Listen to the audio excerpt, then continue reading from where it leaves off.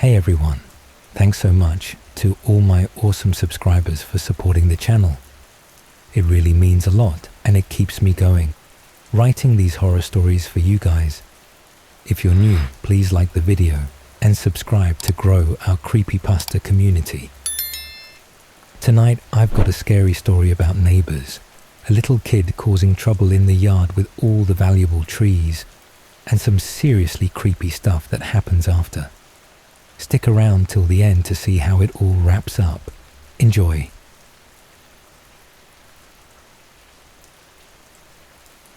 I have a collection of rare bonsai trees in my backyard. These aren't just any bonsai. We're talking about trees hundreds of years old, some worth tens of thousands of dollars. I've spent years curating and caring for them, shaping their delicate branches with my hands, pruning them like they were my own children.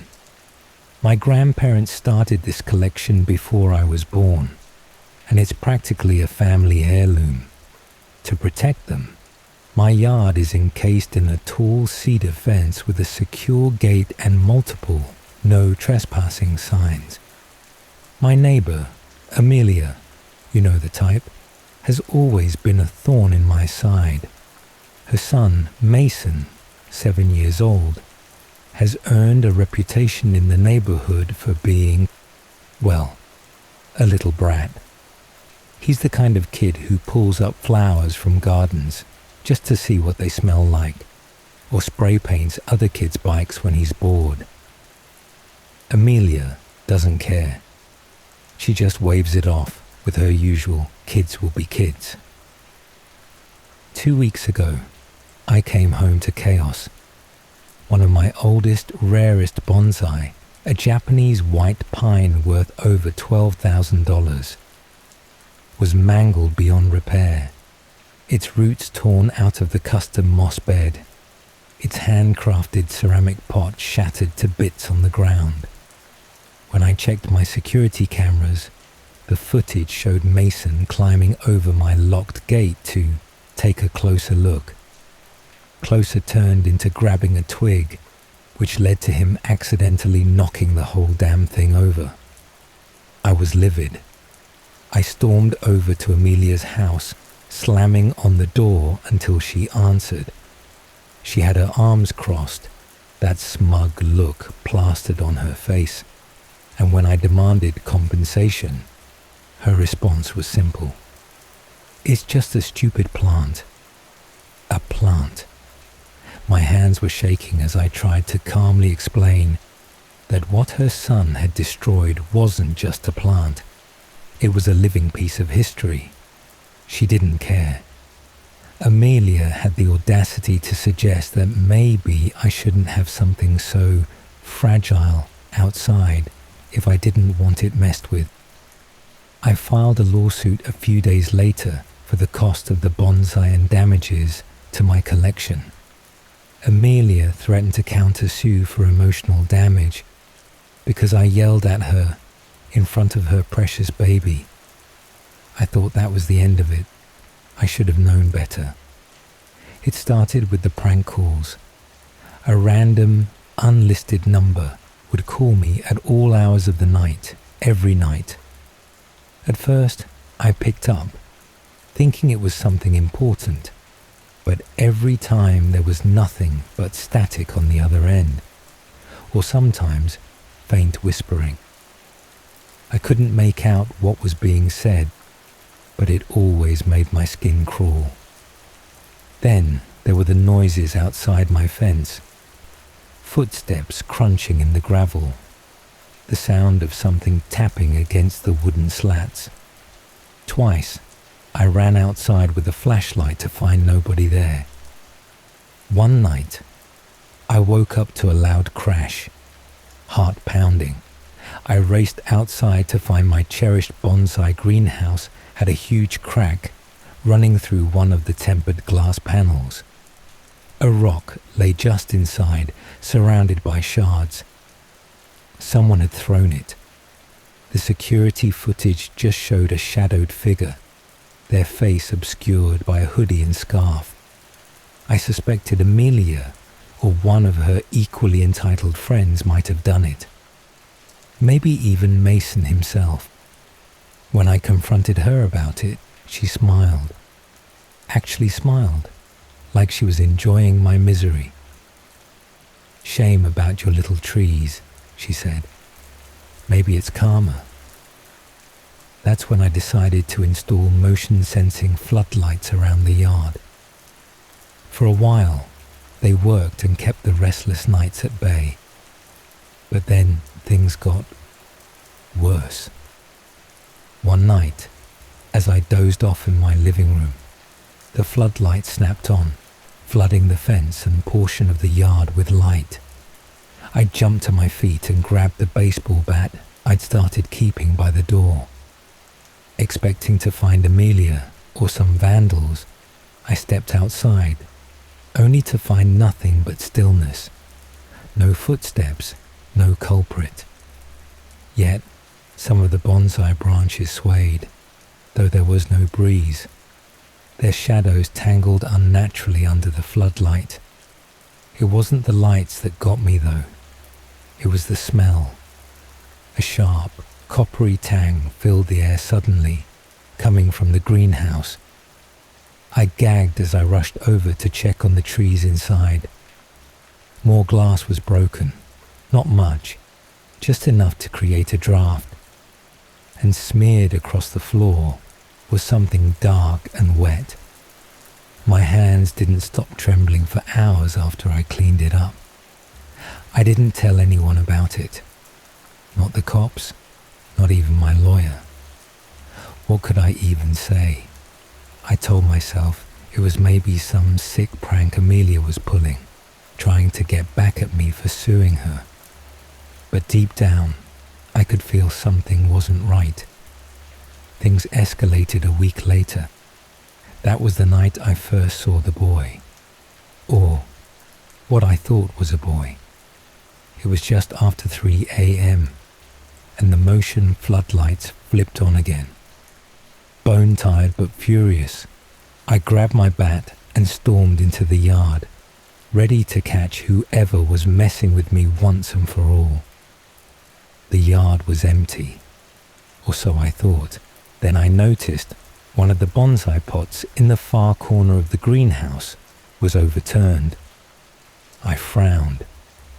The floodlights didn't reach back there, so the area was cloaked in shadow. But as I approached, a figure stepped out from behind the tree I was nearest to. A kid. At first glance, I thought it was Mason, wearing some kind of glow-in-the-dark costume. But no, it wasn't a costume. His skin was glowing, a faint, sickly greenish light. But that wasn't even the worst part. When I focused on his face, I swear his eyes were gone. Not mutilated, just missing. Hollow Pit stared back at me. His cracked lips curled into a smile. "Why are you hurting us?" The voice was high-pitched and distant, like it wasn't really coming from him but from everywhere at once. The smell of dirt and rot filled my nose. I stumbled backward, dropping the bat, and the second I blinked, the figure was gone. But that overturned bonsai. The dirt inside was soaked with blood. I had hardly slept in weeks. The glowing boy, I couldn't shake him from my mind. The vision of his hollow eyes haunted me every time I closed mine. Every sound outside, every flicker of a shadow made me flinch. But I wasn't about to pack up and flee from my own home. No way. My grandfather always said, "Don't run from a fight. Stand your ground." He would have been ashamed to see me this scared. Amelia had become the villain in my mind. Her smug smile, her dismissive tone, it gnawed at me, even though deep down I didn't think Mason or Amelia could explain what I had seen. Still, I couldn't shake the idea that maybe they were tied to this, even just tangentially. Could Amelia's rage have gone so far as to push her into something dark and unnatural? It wasn't a completely unreasonable thought, given the bitterness in her voice during our last argument. Despite my unease, I went through the motions of life. I went to work. I tended to the bonsais. I ate meals, empty as they felt. But I refused to explain to my friends why I looked so ragged when we hung out. What could I tell them? That I'd seen some glowing ghoul child? That blood had seeped from the very trees I treasured most? They'd think I needed serious help, and maybe they'd be right. Still, I wasn't entirely alone in my suspicions. One of my neighbors, Mr. Kruger, an old retiree who spent his days listening for gossip and trimming his hedges an inch too high, had once mentioned noticing strangers by my fence late at night. His observation would have been reassuring, proof I wasn't losing it. If he didn't entirely write it all off as just teenagers being teenagers. But something about his tone felt forced, like maybe he knew more than he was willing to admit. His gaze lingered on the back of my yard when we spoke, and I could swear I saw him shudder. A week after seeing the boy, mason, ghoul, spirit, whatever he was, I decided to keep busy by reinforcing the perimeter of my yard. I double-bolted the gate, repaired the panels of shattered glass in the greenhouse, installed even more lights and cameras, craning them in high to sweep over trees and shed. Halfway through remulching some of the bonsai beds, my phone buzzed. It was a text from an unknown number again. They'll grow tired of you. My blood turned cold. The anonymous harassment had quieted for a while, and I'd convinced myself whoever was behind it had moved on. Obviously not. My hands shook so badly I nearly dropped the phone as I typed back, "Who are you? What do you want from me?" No answer. That night, I went to bed with the bat by the door and a knife tucked under the mattress. Irrational, but I couldn't bring myself to touch the security footage to check for gaps. What if I saw the glowing boy again? I didn't think I could handle it. My hands felt wrong, touching trees sometimes now too. Like more was buried in their roots than I'd ever guessed. Close to midnight, something woke me up. I sat bolt upright, ears straining. A faint bzzzt noise followed by a pop. The motion lights. I grabbed the bat, heart already hammering, and peered out the bedroom window. Nothing. Just the glow of the newest floodlight, casting dramatic shadows over the bonsai greenhouse. Then, movement. A tall silhouette slipped between the fence posts at the far end of the yard. Not the boy this time. The outline alone betrayed this figure looked older, an adult, someone entirely unfamiliar. The intruder crouched low, their hands brushing against one of the most delicate bonsais, a black pine. My heart raced, and something snapped in me. Screw hesitation.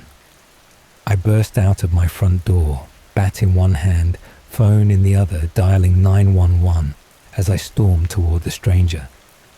"Hey, get the hell out of my yard," I bellowed. The figure started. They turned toward me for a split second before bolting toward the shed. I sprinted after them, wind rushing through my ears. They were fast, but my adrenaline made me faster. I closed in, ready to grab them. The green glow from my yard lights gave everything an eerie, almost otherworldly tint. But suddenly, the figure stopped dead. I nearly collided with them. They spun around, and before I could blink, they shoved the flat of their palm directly into my chest. It felt wrong, ice cold. My breath left me in a single choking gasp. I stumbled back, clutching my ribs. The person tilted their head as if studying me. I caught a glimpse of unnatural sharpness in their features. Their skin held a tint of pale blue under the floodlights. Or maybe it was just my fraying nerves playing tricks. "It's too late for apologies," they said, in a voice as soft as broken glass. They turned to go, but before they disappeared into the shadows, they whispered, "They don't forgive." The lights flickered, the smell of rusted iron suddenly strong in the air. When I looked down, the dirt under the bonsais where the figure had stood gleamed wetly. I looked up again, but the figure was gone, and so was the tree. I sat in my living room, gripping the bat and staring out the window toward the greenhouse. The bonsai, the one that was gone, had been a blue atlas cedar, a prize piece from my grandfather's original collection. It was small for its kind, shaped to mirror a twisting windswept tree on a cliff's edge. I had spent hundreds of hours perfecting it, yet now it was gone. Just like that, taken by something. Morning came too slowly. My body felt like lead as I dragged myself out of the chair and went outside to inspect the damage. The smell of iron still clung to the air, stronger now in the daylight. The soil where the tree had stood was damp, dark, and scattered with small clumps of moss, as though whatever or whoever had taken it hadn't been careful. I took a deep breath, trying to settle the swirl of fear and anger churning in my chest, and knelt down to examine the area more closely. That's when I noticed something I hadn't seen the night before. Footprints. They weren't mine. These were smaller, like a child's, bare feet, pressed deeply into the soft dirt as if they'd been running. The steps led away from the greenhouse, cutting straight through the yard toward the back fence.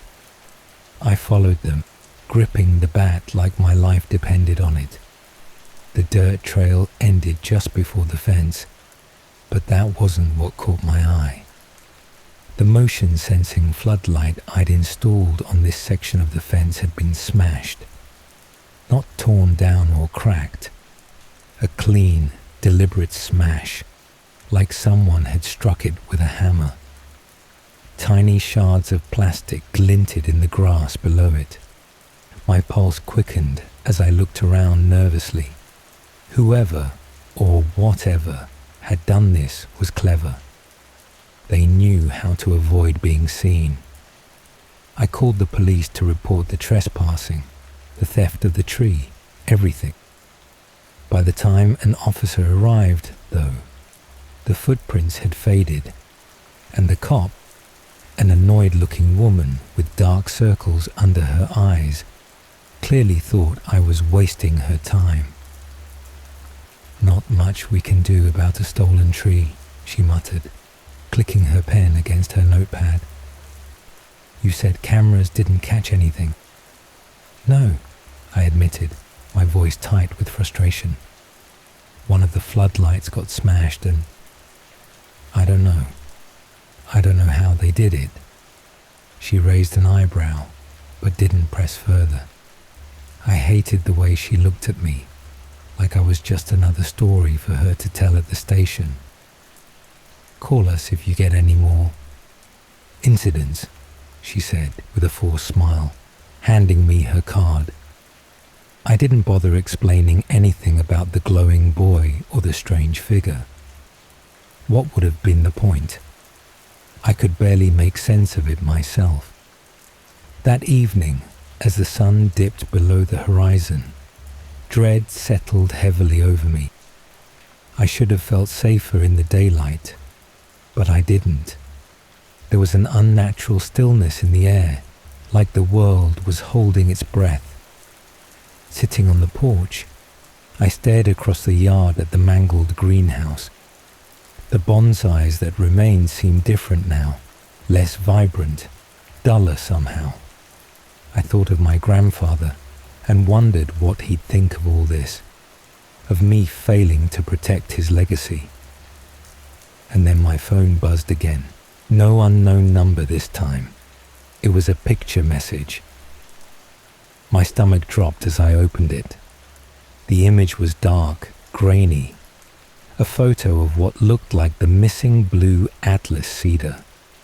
Its branches were twisted unnaturally now, bent and curled as if trying to escape the frame. But behind it stood an unfamiliar figure, tall, shrouded in fog. The glowing boy was there too, crouched low beside the tree, his hollow eyes boring straight into the camera. I slammed the phone down on the porch railing, my chest tightening. "They're mocking me," I hissed. "Jesus Christ, they're mocking me." I barely had time to process the photo before the lights in my house flickered off. The sudden darkness was suffocating. My breath came in short, panicked gasps as I fumbled for the bat and my phone. The floodlights outside blinked weakly before sputtering out one by one, plunging my yard into complete blackness. I backed toward the front door, heart pounding in my ears when I heard it, the sound of branches scraping against glass. I turned toward the greenhouse. Something large moved inside, something far too big to fit comfortably in the narrow space. My phone flashlight wasn't strong enough to reach it, but I could see a vague silhouette shifting among the trees. The scraping stopped, replaced by a sound that made my stomach churn. A wet, sloshing noise, like someone stirring a pot of stew. I forced myself toward the greenhouse, every instinct screaming at me to run the other way. My feet felt heavy, as though some unseen force was trying to root me in place. When I reached the door, I hesitated. The air reeked of decay, much stronger now than before, making my eyes water. Slowly, I raised the bat and pushed the door open. The figure crouched in the middle of the greenhouse was unlike anything I'd seen or imagined. It was taller now, bent unnaturally as it tore at something with gnarled fingers. Its skin had the same faint glow as the boy's, but its body looked stretched, wrong, less like a person and more like some grotesque imitation of one.